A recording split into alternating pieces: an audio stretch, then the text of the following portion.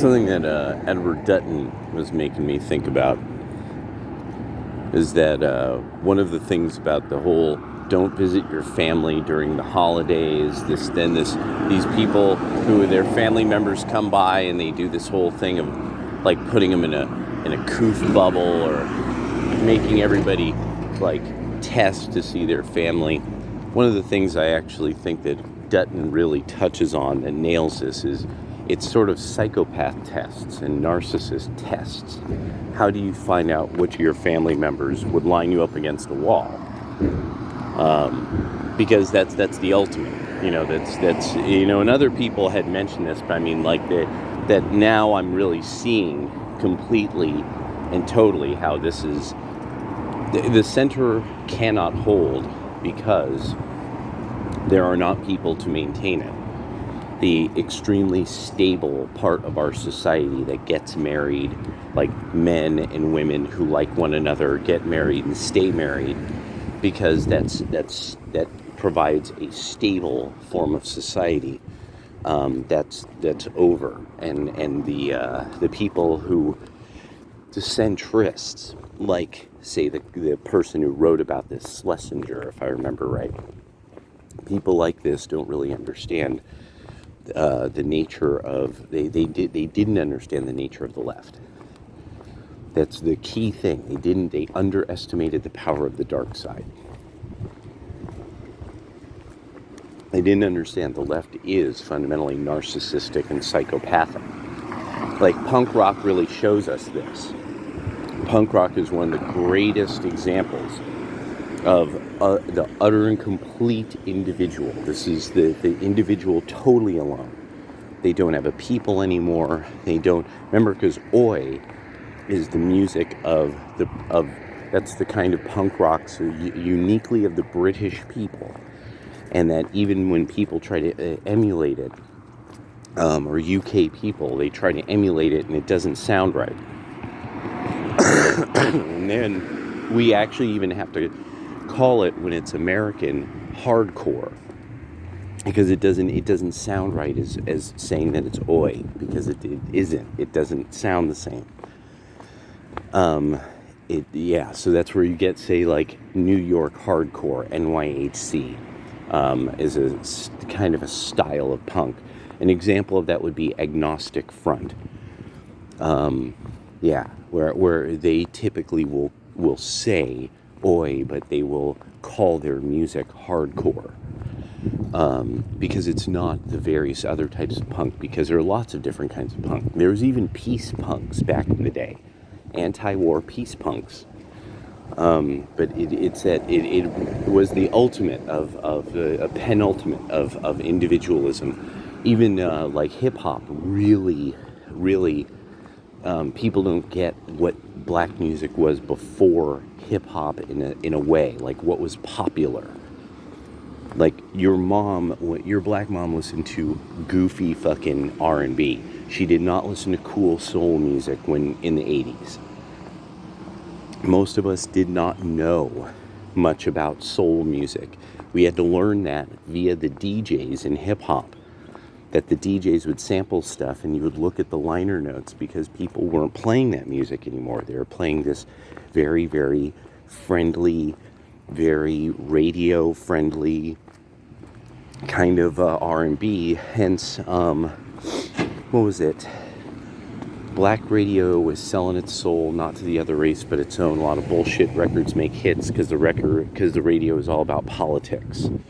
That's Scarface off of Get It On from the Ghetto Boys, Get It On Another Level. I'm pretty sure. I think, or Do It Like a Geo, I think. I forget. It was, I forget which one it was, but it was, that was Scarface back in the Ghetto Boys. And so this is how hip-hop was even able to become a thing. Is because the music had become sort of this music for old women. And so us young guys, we didn't want to hear old women's music. That was what it was. That's why we were listening to what we were listening to. And especially being that would have been a generation so heavily single mommed up. this would have been a generation very familiar with old women's music, and we wanted to listen to our music, which mom didn't like, and the preacher man didn't like it, and the teacher man didn't like it, and nobody liked it. And these guys sounded like men to us. Yeah, they sounded like men to us. But Rakim, when you're 14, Rakim sounds like a really cool grown ass man. LL Cool J sounds like a really cool grown ass man. So it's these ways that generations are separated, and then eventually, and so COVID is going to break fundamentally the white liberals away from their kith and kin forever. It's over. This is it. This is actually oddly enough, for all other social issues and political issues, this is the one that it's like, and this is going to cost mostly white women when they are like, yeah, I'm no longer close to my family, COVID, yada yada yada, and that because there's going to be family members that will never put this behind them. You'll be like, no, that bitch is a nut. I love my sister, but she's a fucking nut. Things like that. There's going to be a lot of people like this, or the people who are like, no, I'm not going to get vaccinated to have a family dinner and this and that. And that's the thing, is it's that this is going to divide families forever. And there's no way back. That's that. I really want people to know the way that I'm seeing it is I'm seeing no way back. This is actually the kind of division that a lot of people wanted. There's a lot of people that they wanted this to happen. They wanted there to be some opportunity for them to separate themselves from their family forever. And this is a way that they can now. They wanted a way of separating themselves from their society, severing themselves in some very internal, very narcissistic, cuckoo for Cocoa Puffs kind of way. And suddenly they became very special people with big ideas, and people just don't understand the power of their ideology and ideas.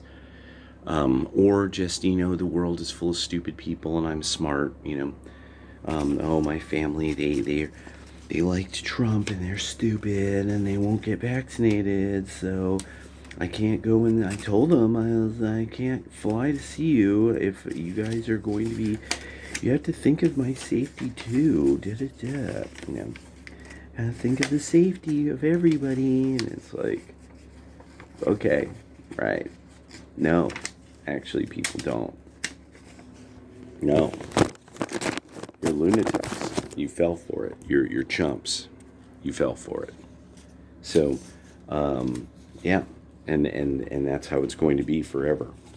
And that it's like, what are you denying the deaths and blah blah. Yeah, there was a very small number of deaths compared to the amount of people who caught it.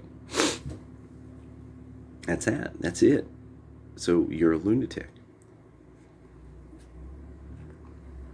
Society shouldn't have had to get jabbed up.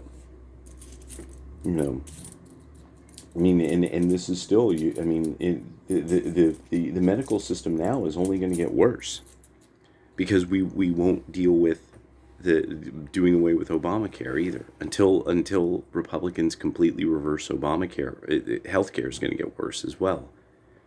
There's going to be another one of these, because this is also a test of how our medical system worked. They were able to drum people out of the medical system, out of the medical industry. In doing this, so universal health care has to go, and any Republican who has a problem with it, they have to go too. That's how this is. We have to reverse every single thing they've done for about 80 years. And it's just, you just make a list. This is what the Democrats have done to our society, and you reverse each major policy. Because now we're finding out almost every single thing they did so they could ruin it, with almost complete intention eventually, to do what they've done and turn on us and destroy everything. And somebody like me, I thought, like, what do you think? Like, a bunch of people are waiting to destroy everything? I mean, come on, I didn't think, back of what I didn't think that's what the Democrats were really going to do until finally I had to face the criticism. Like, but this is going to happen no matter what. Or else are you denying that there's bad people who like taking advantage of bad ideas and bad situations for their advantage? I couldn't deny that. And, I was like, no, I know, because otherwise I wouldn't be in this ideology that's trying to secure and seek out justice. If I didn't think there would be people who would violate other people's rights and commit injustices, and that they pervert the good, not that everything is bad and that there's just unique people who finally see through it and they are special snowflakes who understand the good, and like uniquely so because they went to college, like 2/3 of their generation. Two-thirds of them went to college. So not 1/3 like their grandparents, where it was only the top third. Now it's just almost anybody who can go into debt, and then they consider themselves really special. I guess maybe we're talking, it depends how you're using the word special. Peace.